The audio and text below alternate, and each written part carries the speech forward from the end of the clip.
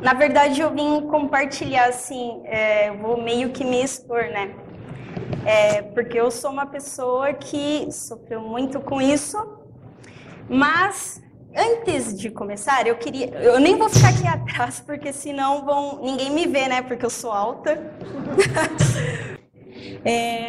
Eu queria que vocês imaginassem uma pessoa que vocês admiram, mas que no fundo vocês acham que nunca poderá ser igual a essa pessoa.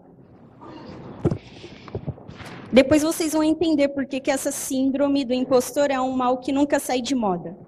Mas antes, eu quero falar um pouco de mim, né? Eu sou a Patrícia, sou desenvolvedora front-end hoje e trabalho na área desde 2010. Trabalhou 4 anos na Matera System como desenvolvedora front-end. E além de ser desenvolvedora front-end, eu sou judoca, mami, meu filho tem 7 anos e a gente divide o All-Star já. Ele é grande. Motociclista, quem viu lá no Instagram, eu curto muito motos, quem depois quiser bater um papo, eu curto demais. E sou campista, aquela pessoa que pega a barraca e vai acampar. Mas sabe o que é engraçado? Que quando eu falo que eu sou campista, os meus amigos me veem assim. Como se eu não tivesse mais nada além do celular, tipo, no meio do nada, que eu... Enfim, vocês entenderam. Mas eu me vejo assim, uma caçadora que vive na selva e sobrevive muito bem, junto com as feras, né? É o que eu imagino. Mas, na realidade, é assim. Tipo, amigos, cerveja, churrasco, comida e um campo estruturado, porque eu sou medrosa e tenho medo de morrer. No ano passado, galera, eu voltei a praticar judô depois de 5 anos longe dos tatames, né? Eu sou faixa marrom, eu sou uma faixa antes da faixa preta, que é um pouco, assim, é o máximo, mas ainda dá para chegar além. O ano passado, quando eu entrei, foi bem nessa época do frio, eu lembro, era julho mais ou menos, e eu entrei bem na época de promoção de faixa. As promoções de faixa iam acontecer em setembro. Então, beleza, eu entrei lá numa academia que eu só conhecia o sensei, assim, não muito tempo, e os outros alunos... Eu não conhecia ninguém, eu sou tímida, sabe? Tipo, cheguei lá, sem conhecer ninguém, faixa marrom. Aí não tinha nada para eu fazer, além de ensinar os menos graduados a praticarem as técnicas de judô. Aí o sensei falou assim, Patrícia, vem aqui. Tipo, já no segundo dia. Aí eu fui lá. Aí ele falou assim, olha... Tem muita gente hoje, você vai ajudar, até os faixas amarelas, você vai ajudá-los a treinar as técnicas de Nage-waza. Nage-waza é técnicas de arremesso. E aí, meu coração começou a acelerar, fiquei vermelha, quase desmaiei, com vergonha. Ali eu me senti uma das maiores impostoras. Porque eu não lembrava, eu esqueci das técnicas. 5 anos sem treinar. E aí ele falou, aí eu, sensei, mas eu acho que eu não vou lembrar de tudo.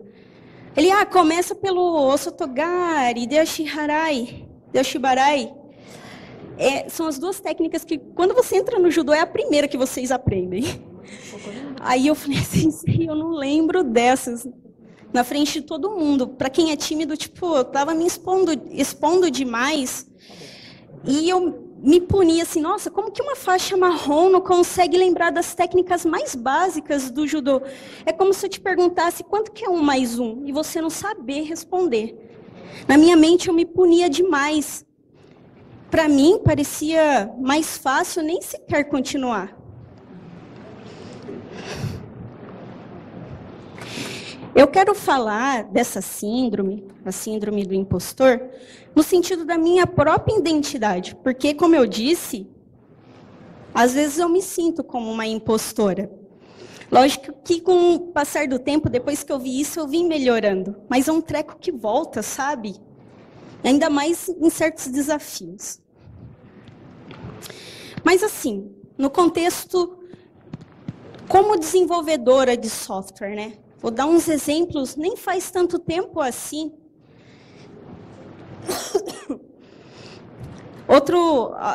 Há 4 anos atrás, mais ou menos, estava num cliente difícil, tinha acabado de entrar na matéria, por exemplo, e nova, tímida, né? E o cara que trabalhava comigo era um sênior, eu tive que mandar meu código para code review. Cara, de novo, veio aquela sensação de coração disparado, eu passando mal, com medo. Eu mandei o código e falei assim, tá uma merda, tá uma bosta, eu acho que eu não fiz direito, assim, já ia depreciando o meu código, sabe? Mesmo sem o cara ter começado a olhar. Ou, por exemplo, eu lembro que isso não faz muito tempo, gente. Olha só como que essa síndrome volta, em dezembro agora, de 2016. Eu fui selecionada na empresa para trabalhar em um dos projetos que a empresa, nossa, um cliente mais lá, né? Eu fui selecionada para trabalhar naquele projeto e eu logo pensei, porque não tinha mais ninguém, só pode. Porque é para uma empresa, assim, era uma das maiores empresas de comparação e busca de produtos do Brasil. Eu falei, caraca, eu acho que não tinha mais ninguém, por isso que minha chefe me solicitou e essas coisas todas. Ou quando, olha só, a gente que vai em evento e participa da comunidade, aí tem aquele seu amigo, né, que sabe todas as tecnologias da hype. Aí você conversa com ele e você fala, caceta, eu ainda estou tentando dominar uma tecnologia que saiu lá em 2013. E eu estudo, eu passo horas na frente do computador, às vezes eu falo para os amigos que estou doente só para poder estudar, para eles não acharem eu antissocial, né? E tem mais. Diante de, assim, em muitos desafios pessoais e profissionais, a gente se sente paralisado com a ideia de que pessoas como nós nunca conseguiria vencer. Se a gente considerar o que a gente sabe sobre nós mesmos. O quão constantemente ansiosos, desajeitados ou aborrecidos somos de fato. A gente se conhece. Então, diante disso, deixamos a possibilidade de sucesso para os outros. Porque pensamos que nós não somos o tipo de pessoas que nos vemos aplaudir à nossa volta.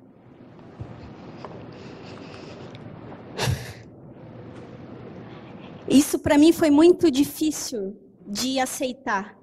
Porque eu sabia muito bem quem era eu e tinha as pessoas que eu achava fodona. E não é só se depreciando, às vezes eu não sabia nem lidar com elogios. Aí eu ficava assim, é que era fácil. Ué, tem no Google. É só pesquisar. Então, assim, ainda eu digo mais, que diante das responsabilidades, diante das responsabilidades e dos elogios, a gente se convence que somos simplesmente impostores. Por exemplo, impostores como quando a gente finge entender alguma coisa, mesmo sem entender, só para não parecer idiota. Ou quando você está trabalhando com um cara tipo, com uma senioridade bem maior, às vezes acaba se sentindo inseguro, e esse cara ele resolveu um problema ou escreveu um código que você viu, você sendo menos experiente que ele, por exemplo, você viu que tinha uma maneira melhor de resolver, mas você preferiu ficar quieto. Porque você acha que o cara é foda e que ou que você sabe não está valendo, porque você pensa, eu acho que eu sou tão burro que eu não estou enxergando o que eu sei se é verdade ou não. Mas a causa por detrás disso, da síndrome do impostor, é uma imagem grandemente amplificada e prejudicial de como as outras pessoas parecem realmente.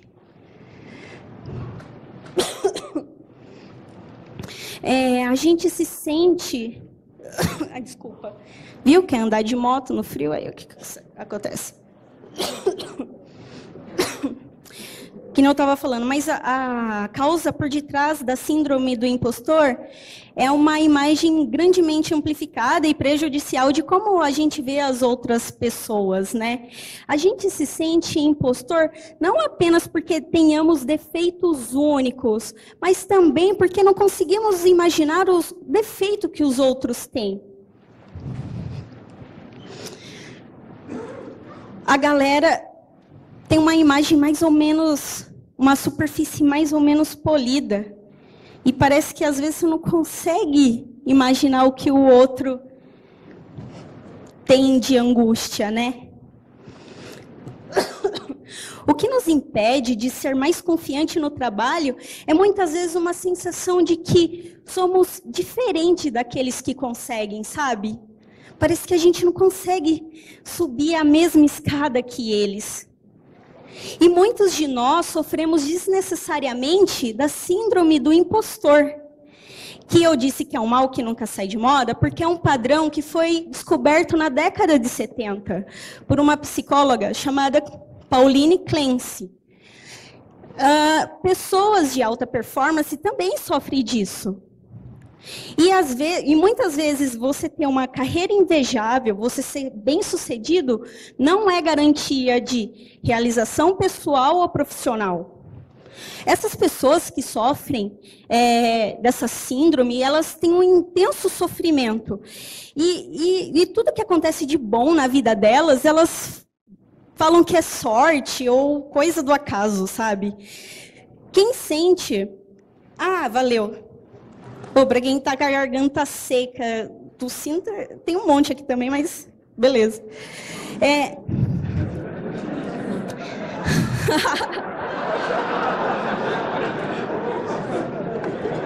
Mas...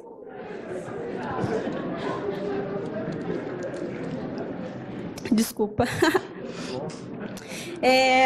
Essas pessoas que têm esse intenso sofrimento, né? Eu digo com prova de causa, né? É ansiosa pra caramba, tem baixa autoconfiança, se deprecia. Tudo é sorte. Nunca vi pessoa que tem tanta sorte, né? Porque muitas coisas acontecem de bom na nossa vida. Baixa autoestima e falta de senso de realização profissional ou pessoal. E eu posso dizer muito mais, assim, tem diferentes níveis, sabe? Tem gente que se sabota. Porque se ele for, ele já se sente um impostor. Então, se ele não fazer algum trabalho de acordo, ele é impostor mesmo, não dá nada. Mas alguns estudos afirmam que a síndrome do impostor tem as suas raízes na infância. Especificamente na poderosa sensação de que as crianças têm que seus pais são diferentes deles. Para uma criança de 4 anos, é difícil de compreender que a sua mãe tenha tido alguma vez a sua idade que fosse capaz de conduzir um automóvel, por exemplo.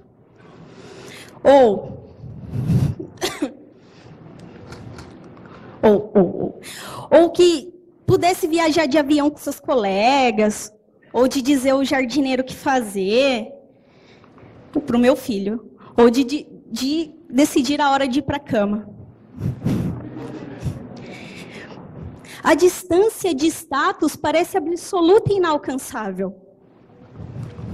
As grandes paixões infantis, que é pular no sofá, brincar de esconde-esconde, não tem nada a ver com a dos adultos, que gostam de ficar sentado por horas conversando, enquanto eles poderiam estar correndo lá fora, ou bebendo champanhe, vinho ou cerveja, que tem um gosto mais horrível. Então, começamos na vida com uma impressão muito forte, especialmente as pessoas que a gente acha competente, que a gente admira, não são realmente como nós. Essa experiência de infância combina com uma característica básica da condição humana. Conhecemos a nós próprios a partir de dentro e os outros apenas a partir do exterior. Assim, estamos constantemente conscientes sobre as nossas ansiedades, dúvidas e idiotices interiores. E, no entanto, tudo o que sabemos dos outros é apenas aquilo que fazem ou que eles nos contam, o que é uma fonte muito mais limitada de informação.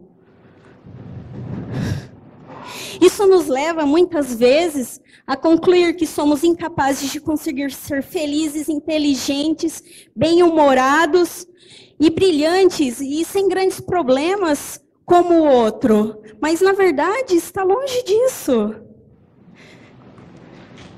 Apenas não conseguimos imaginar que os outros são tão perturbados como nós. Sem sabermos exatamente o que atormenta ou desorienta a outra pessoa que, por fora, é impressionante. Podemos ter certeza que haverá alguma coisa. Não sabemos exatamente do que se arrependem, mas seguramente tem alguma coisa, tem algum sentimento angustiante. Não podemos saber exatamente ainda de que se arrependem, mas com certeza tem alguma coisa que o cara se arrepende ou sente vergonha. E sabemos disso por quê?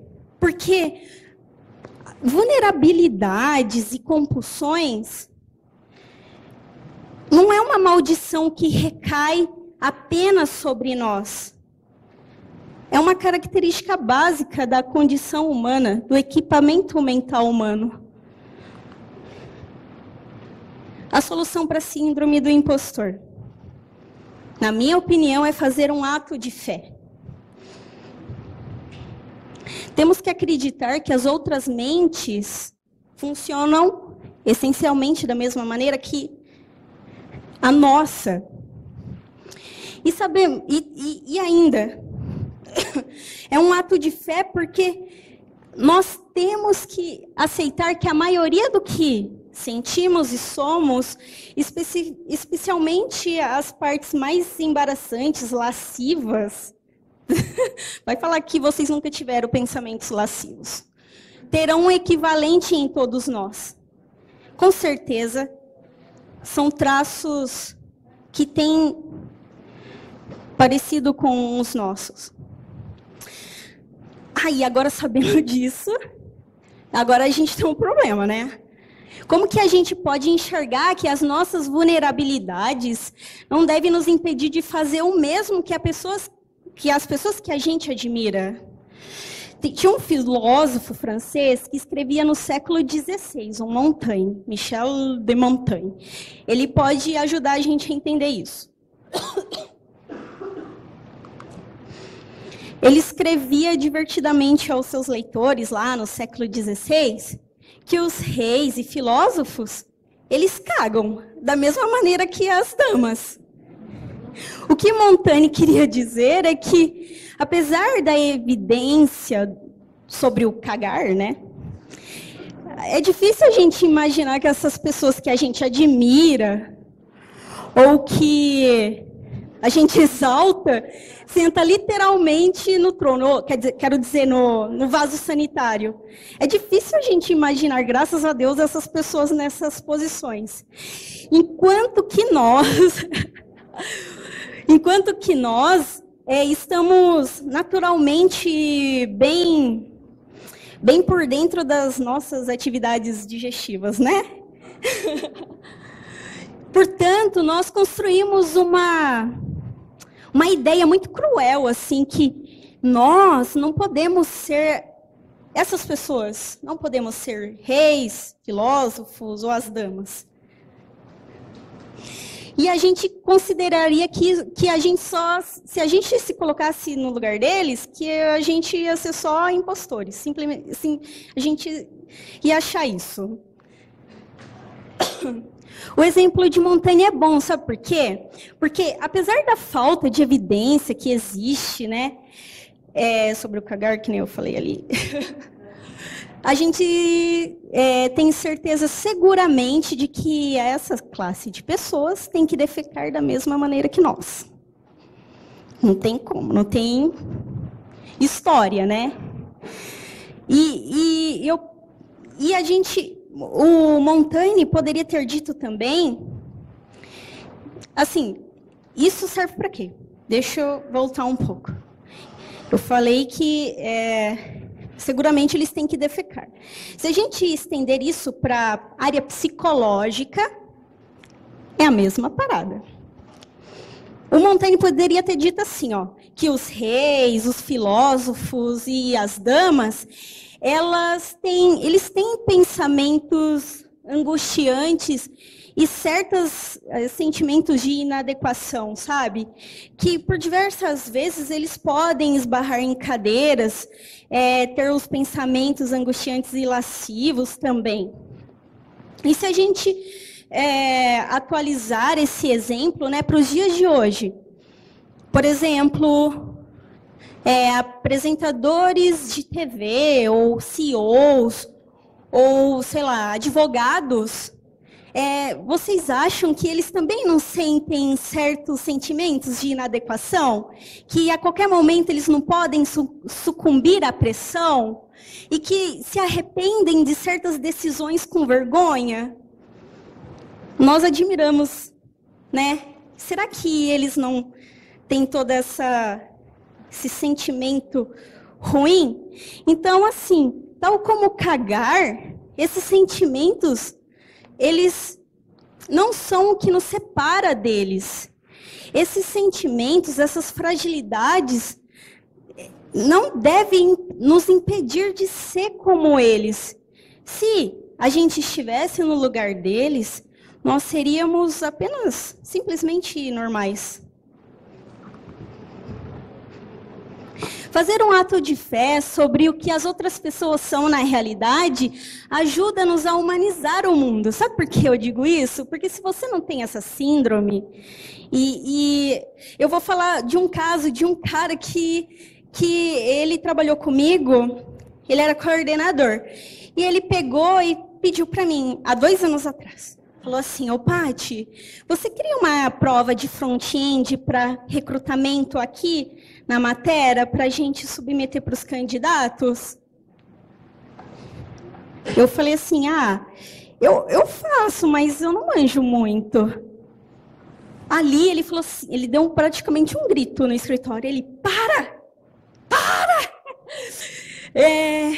Cara, você manja muito, por que você está falando isso? Para de se autodepreciar, você manja muito, você não vê?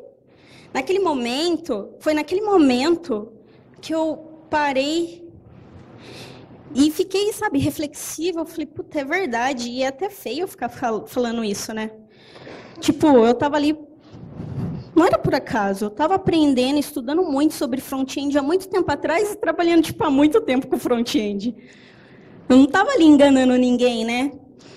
Então, se você não tem essa síndrome, você pode ajudar a humanizar mais o mundo. E você que não sabia dessa síndrome, melhor você parar para pensar. Então, toda vez que você começar a se autodepreciar, chega. Só chega do ponto A até o ponto B quem caminhou, certo? Se eu tivesse lá, não tinha caminhado. Eu estava, sei lá onde, se eu não tivesse caminhado para chegar onde eu estou. E toda ação gera uma reação. Então, não é sorte nem nada do destino. É tudo culpa sua. Onde você chega é culpa sua. Mas, assim, eu peguei umas dicas com psicólogos e com muito estudo. E faz sentido. Tipo, quando eu comecei a sentir essa parada, tinha uma técnica que é pra gente enganar o nosso cérebro. Isso mesmo. Se eu repetir para mim mesma que eu sou competente e me preparei para aquilo, eu vou enganar meu cérebro. Às vezes eu imagino que se eu não tivesse aquela síndrome, o que eu poderia fazer se eu não tivesse essa síndrome? eu repetindo isso para mim todas as vezes, faz com que o meu cérebro se engane. O psicólogo falou lá que é comprovadamente eficaz. Eu sei porque eu testei. Faça você. Então você vai sentir como se... Primeiro você vai se comportar, primeiro você vai acreditar nisso, que é a pessoa que, de fato, que você é. Se você é uma pessoa que pensa que você se preparou para aquilo, você vai acreditar nisso. Depois você vai se comportar de acordo com aquilo que você imagina. E depois, ao longo do tempo, esses sentimentos, eles se embaralham. O nosso cérebro está acreditando e você está livre dessa síndrome. Mas é difícil, sabe? Tipo, acreditar precisa de muito empenho. Especificamente quando a gente está falando de coisas que a nossa mente absorve e reflete no dia a dia. É difícil